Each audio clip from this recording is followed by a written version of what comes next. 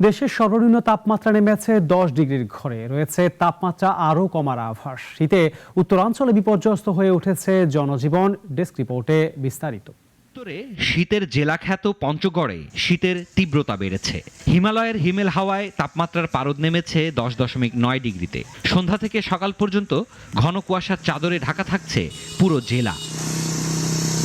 ঘন কুয়াশার কারণে যানবাহন ও মানুষের চলাচলে দুর্ভোগ বেড়েছে। দিনেও হেডলাইট জ্বালিয়ে চলছে গাড়ি। জবুথবু জনজীবন, চরম দুর্ভোগে অসহায় ও শীতার্ত মানুষ।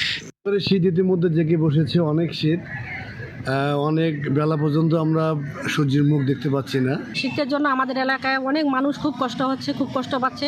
গত 2 দিনের চেয়ে তাপমাত্রা সামান্য বাড়লেও কুয়াশা ও শীতে দুর্ভোগ বেড়েছে নওগাঁয়। আজ জেলায় সর্বনিম্ন তাপমাত্রা রেকর্ড করা হয়েছে 12.4 ডিগ্রি সেলসিয়াস। দিনের চেয়ে সন্ধ্যার পর শীতের প্রকোপ বাড়ছে। উত্তরের হিমেল বাতাসে শীতের তীব্রতা বাড়ায় দিনমজুর, কৃষি শ্রমিক সহ খেটে খাওয়া মানুষের দুর্ভোগ পৌঁছেছে চরমে।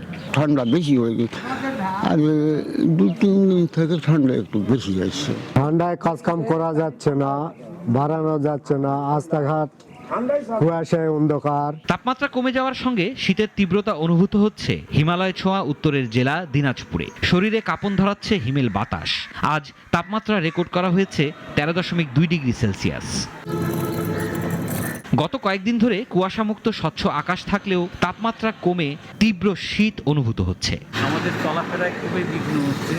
রাস্তা পথে সব বের হওয়া যাইতেছে না, গাড়ি ঘোড়া সব সময় চলতেছে, সেখানে কিছু দেখা যাইতেছে। কুয়াশা বেশি করতেছে আর ঠান্ডা করতেছে, আর বাচ্চাদের ডায়রিয়া পাতলা পায়খানা হচ্ছে। রংপুরেও প্রতিনিয়ত বাড়ছে শীতের প্রকোপ। গেল 2 দিনের তুলনায় আজ রংপুরের তাপমাত্রা কিছুটা কমেছে। সবথেকে বেশি বিপাকে নিম্ন আয়ের খেটে খাওয়া মানুষ। জরুরি প্রয়োজন ছাড়া ঘরের বাইরে বের হচ্ছেন না কেউ।